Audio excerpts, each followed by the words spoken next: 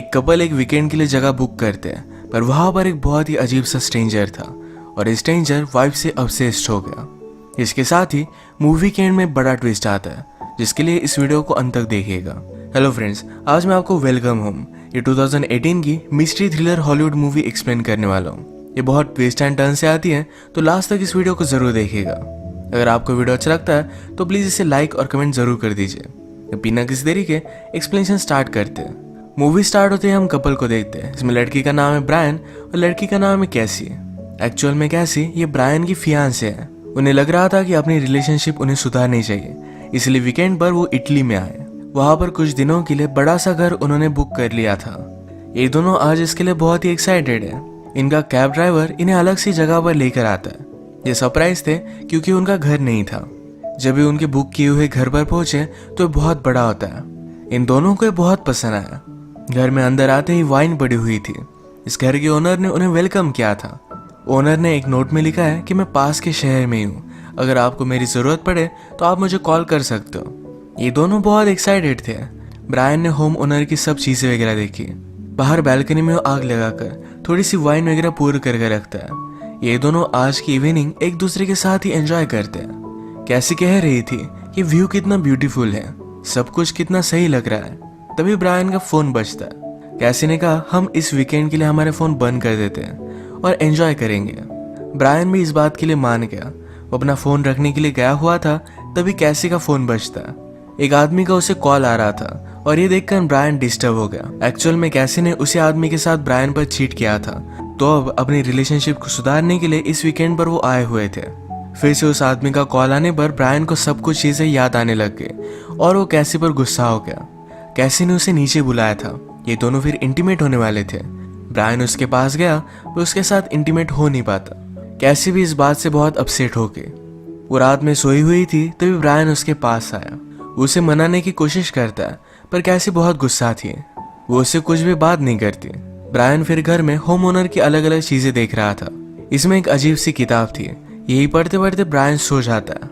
सुबह होने पर कैसी ब्रायन के लिए ब्रेकफास्ट बनाती है। उसे फाइट नहीं करना चाहती। इसके बाद वो रनिंग के लिए गई। रनिंग करते करते उसे प्रीवियस बातें याद आने लग गई। उसने ब्रायन पर चीट किया था, उन्हें बड़ी फाइट हुई थी। ये सारी चीजें याद करते करते वो डिस्टर्ब होकर नीचे गिर जाती है। इस वजह से उसके पैर पर चोट आ गई। अब वो चल नहीं सकती थी। रास्ते के साइड पर वो आती है और उसने लिफ्ट मांगी। वो थोड़ा सा भी आगे गाड़ी तक जा नहीं सकती थी, तो गाड़ी से एक आदमी आया। ये दोनों एक दूसरे को इंट्रोड्यूस करते हैं और इस आदमी का नाम था फेडरिको। फेडरिको कैसी की चोट देखता है, कहता है कि इसे मैं ठीक कर दूंगा। उसने उसे उसके घर तक लिफ्ट दी। प्रीवियसली गलती से कैसी और ब्रायन जिस घर पर पहुंचे थे, एक्चुअल में फेडरिको का घर था। फेडरिको ने अपनी पूरी लाइफ इसी टाउन में गुजारी है। उसे यहाँ का पीस एंड क्वाइट अच्छा लगता है। कैसी ने कहा क्या तुम कभी न्यूयॉर्क आए हो? फेडरिको कहता है कि मुझे वो अच्छा नहीं लगता, बहुत ज्यादा लोग होते हैं। कैसी का घर आने पर कैसी ने फेडरिको को घर में इनवाइट किया। कहा कि तुमने मुझे बहुत हेल्प की है, मैं तुम्हें कॉफी तो पिला ही सकती हूँ। फेडरिको इसके लिए मना कर देता है। कैसी घर में आई और ब्रायन को ढूंढ रही थी। तभी अचानक से वो बहुत डर जाती है, क्योंकि फेडरिको उसके सामने था। उसने अपना माइंड चेंज कर लिया था। ये दोनों फिर कॉफी वगैरह पीते हैं, पर थोड़ी देर में ब्रायन वहां आया। ब्रायन फेडरिको को यहाँ देखकर सरप्राइज था। जो भी हुआ इसके बारे में कैसी ने उसे सब कुछ बताया। ब्रायन कैसी से कहता है कि आज हमें शॉपिंग वगैरह करने के लिए टाउन में जाना चाहिए। फेडरिको ऑफर करता है कि मैं तुम्हें लिफ्ट दे सकता हूँ। वैसे भी वो टाउन में जा रहा था। ब्रायन कहता है कि हम टैक्सी ले लेंगे। फेडरिको ने कहा यहाँ कोई भी टैक्सी नहीं मिलने वाली। वो फिर उसे हाँ कहते हैं। फेडरिको के जाने के बाद ब्रायन कैसी से बात करता है। उसे वो बहुत अजीब लगा था। कैसी कहती है कि वो अच्छा आदमी है, उस पर कोई भी शक मत करो, उसने मुझे हेल्प की थी। कैसी कहती है कि अब मैं शॉवर लेने के लिए जा रही हूँ, अगर तुम चाहो तो मुझे ज्वाइन कर सकते हो। ब्रायन भी उसके पास आया। उसके साथ वो इंटीमेट हो रहा था। तभी उसे याद आया कि कैसी ने उस पर चीट किया है। सारी इमेजेस उसके माइंड में आ रही थी, तो इस वजह से वो कैसी के साथ अब भी इंटीमेट नहीं हो सकता। अब हम देखते हैं कि इनके घर में जो भी चल रहा है, ये सारी चीजें हिडन कैमरेज की वजह से रिकॉर्ड हो रही है। ये रिकॉर्डिंग फेडरिको ही देख रहा था। इसके पीछे के रीजन से आपको आगे पता चलेंगे। इसके बाद ये तीनों मिलकर सिटी में जा रहे थे। फेडरिको पूछता है तुम दोनों मिले कैसे थे? ब्रायन ने कहा कि हम कॉफी शॉप में मिले थे। कैसी कहती कि उसे झूठ मत कहो, ये एक्चुअल में एक डेटिंग ऐप पर मिले थे। कैसी ने फेडरिको से कहा कि ब्रायन को रोमांटिक चीज़ें अच्छी लगती है और हम डेटिंग ऐप पर मिले थे, ये बात तो किसी को नहीं बताता। फेडरिको कहता है कि मैं समझ सकता हूँ, बहुत सारे लोगों को ग्रैंड जेस्चर बहुत अच्छे लगते हैं। कैसी ने कहा कि एग्जैक्टली। इनकी थर्ड डेट पर ब्रायन ने कैसी के लिए बहुत अच्छा सा कुक किया था। इस डेट के बाद ही उसने डिसाइड किया कि ब्रायन से वो शादी करेगी। इसके बाद ये सिटी में पहुंच गए। ब्रायन फेडरिको को थैंक यू भी नहीं कहता और वैसे ही वहां से चला जाता है। इस बात पर कैसी उस पर गुस्सा होके ब्रायन ने कहा कि वो क्लियरली तुम्हें लाइक करता है। कैसी कहती है कि लोग दोस्त भी हो सकते हैं। ब्रायन को फिर से कैसी ने चीट किया है ये बात याद आ गई और इस पर वो बहुत ज्यादा गुस्सा हो जाता है। उसे कहता है कि तुमने जो भी किया इसकी इमेजेस में मेरे दिमाग से निकाल नहीं पा रहा। उसने अब तक उसे माफ नहीं किया है। कैसी को बहुत बुरा लगा। कैसी ने कहा हम इस रिलेशनशिप को सुधारने के लिए यहाँ आए हुए थे, पर ये रिलेशनशिप अब सुधर नहीं वाली। वो गुस्से में यहाँ से चली जाती है। वो रो रही थी और सिटी में जाने के लिए कुछ पैसे निकाल रही थी। या उसे एटीएम मशीन की लैंग्वेज भी समझ नहीं आती है। तभी उसके पास फेडरिको आ गया। कैसी कहती है जब भी मुझे जरूरत होती है तुम हमेशा मुझे बचाने के लिए आ जाते हो। कैसी ने पैसे निकाल लिए और वो घर चली जाती है। ब्रायन अपसेट होकर एक बार में आया हुआ था। तभी उसके पास फेडरिको आ गया। ब्रायन ने जो ड्रिंक ऑर्डर किया था उसकी जगह पर उसे कुछ और ही आ जाता है। फेडरिको ने प्रॉपर ड्रिंक उसे दिया। ब्रायन जिस तरीके से बिहेव कर रहा था इसलिए उसने फेडरिको को सॉरी कहा। अब ड्रिंक करते करते अपनी दिल की सब बातें उसे बताता है। कैसी ने जो भी किया था ये सब कुछ उसे बता देता है। ब्रायन को एक्चुअल में रॉक स्टार बनना था पर ये हो नहीं पाया। वो अपनी जॉब से अपनी लाइफ से उतना खुश नहीं है, पर उसके पास कैसी है। वो कैसी से बहुत प्यार करता है, पर कैसी ने जो भी किया इसके बाद वो उसे कमिट नहीं कर पाता। फेडरिको बहुत शांत था, वो अपने बारे में कुछ भी नहीं बताता। ब्रायन ने जब उससे पूछा तो कहता है कि मैं कंप्यूटर्स में काम करता हूँ। यहाँ इसी बार में इन दोनों ने कुछ लड़कियों को नोटिस किया। ब्रायन का माइंड फ्री करने के लिए फेडरिको कहता है चलो हम उनसे बात करते हैं। ये सब बात करने लग गए। ब्रायन और भी ज्यादा ड्रंक हो गया। फेडरिको कहता है कि हम एक गेम खेलते हैं, 2 ट्रूथ और 1 लाई। उसने ब्रायन से कहा कि आज रात जो भी होगा ये कल तुम्हें याद रहेगा। तुम्हारी गर्लफ्रेंड ने तुम पर चीट किया है। आज रात मैं तुम्हारे घर पर जाऊंगा क्योंकि मेरे पास तुम्हारे घर की चाबी है। ब्रायन ने सुना पर वो इतना ड्रंक था तो कुछ कर भी नहीं पाता। इन 2 लड़कियों के साथ यही इस टाउन के होटल में वो चला गया। रात में सचमुच में फेडरिको कैसी के पास आ गया था। वो सो रही थी। उसके बालों को हाथ लगाता है। कैसी को लगा कि शायद ये ब्रायन ही है। उसे किस करती है और फिर से सो जाती है। अगले दिन ब्रायन उठकर जल्दी से घर वापस आ जाता है। कैसी ने उससे कहा कि मैंने तुम्हारा बहुत वेट किया था। ब्रायन उसे कल रात के बारे में कुछ भी नहीं बताता। कहता है कि मुझे लग रहा था कि हम दोनों को ब्रेक की जरूरत है, तो इसी वजह से मैंने नाइट सिटी में स्पेंड की। उसे शावर लेते लेते याद आता है कि फेडरिको ने कहा था कि मेरे पास तुम्हारे घर की चाबी है। अब यही बात वो कैसी से पूछता है कि क्या कल रात फेडरिको घर पर आया हुआ था। कैसी इस बात पर गुस्सा हो गई। कहती है तुम मुझ पर थोड़ा भी ट्रस्ट नहीं करते।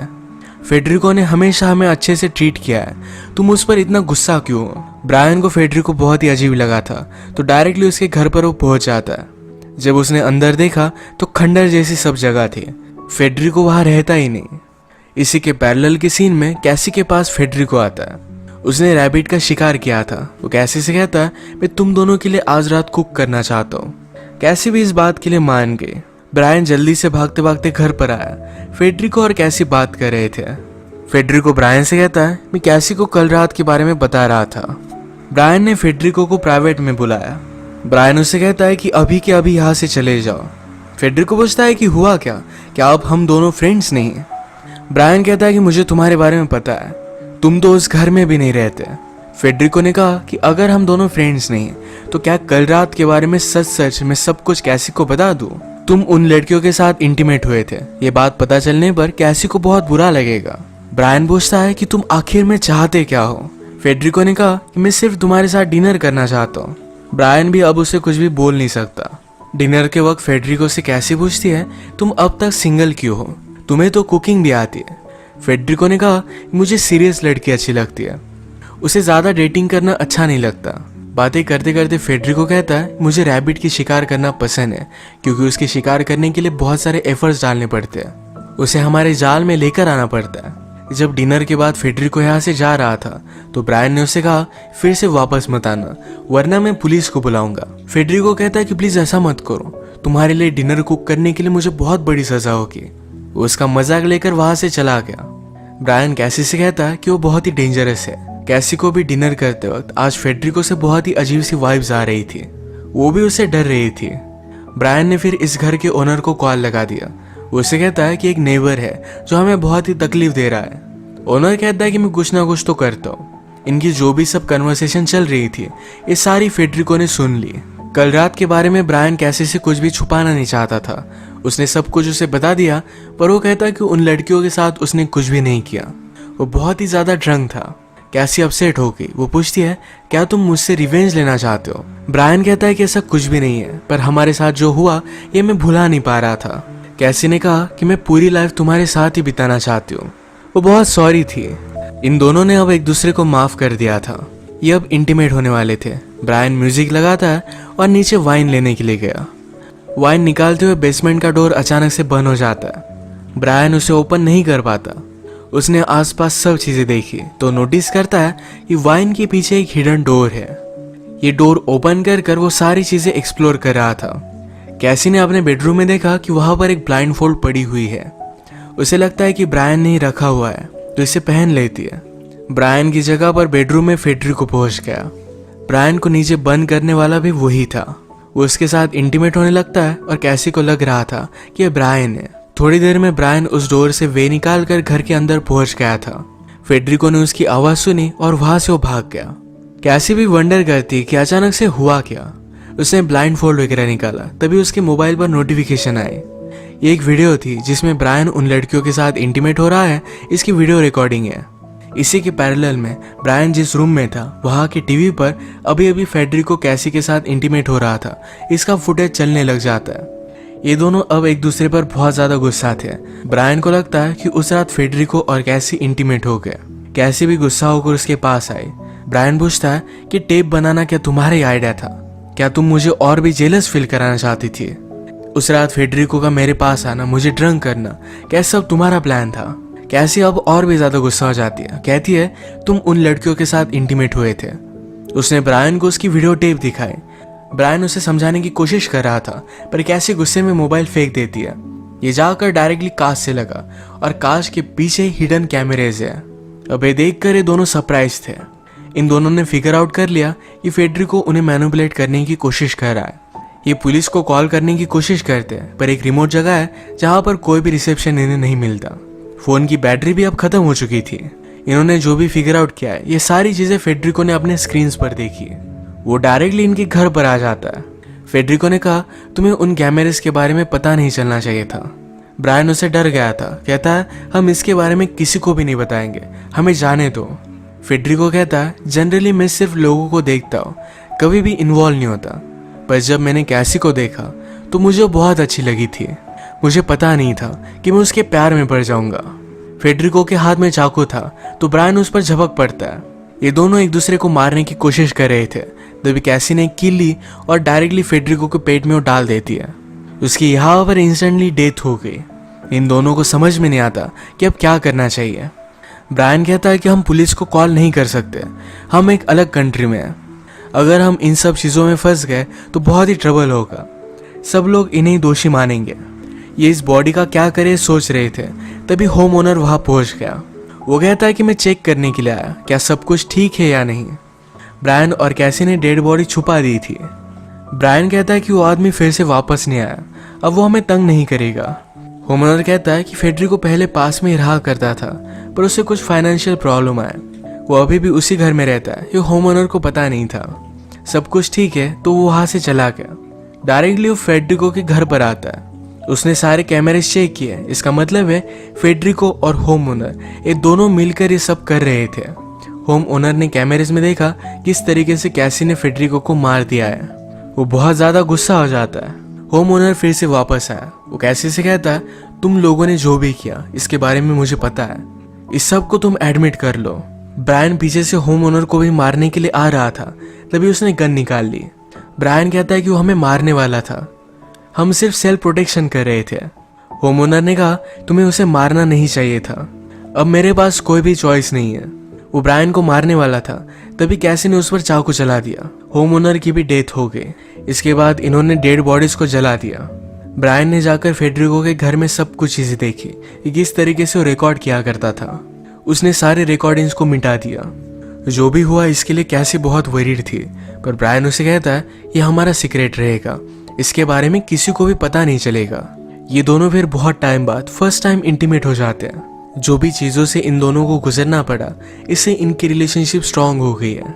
सारी चीज़ों को कवर अप कर कर ये दोनों यहाँ से निकल जाते हैं। अब इसके बाद मूवी का ट्विस्ट आता है कि घर के बाहर भी कैमरेज लगे हुए थे। इन कैमरेज में जो भी रिकॉर्ड होता है, ये सारी चीज़ें एक प्राइवेट वेबसाइट पर लाइव ब्रॉडकास्ट होती है। आज जो भी हुआ, जिस तरीके से ब्रायन और कैसी ने मर्डर्स किए, ये सारी चीज़ें उस वेबसाइट पर दिख रही थी।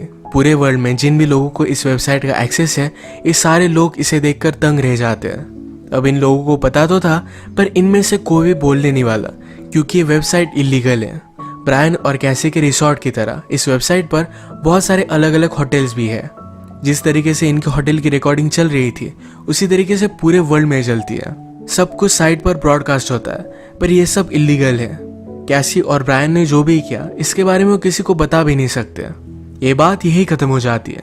इसी तरीके से आज का वीडियो हम एंड करते हैं। अगर आपको एक्सप्लेनेशन अच्छा लगा तो प्लीज़ इस वीडियो को लाइक कर दीजिएगा। मैं बहुत सारी मूवीज़ लेकर आते रहता हूँ, तो प्लीज़ इस चैनल को सब्सक्राइब कर दीजिए और बेल नोटिफिकेशन आइकन दबाना मत भूलिएगा। हम फिर से मिलेंगे और एक नई मूवी के साथ। तब तक के लिए थैंक यू और आप अपने आप का ख्याल रखिए।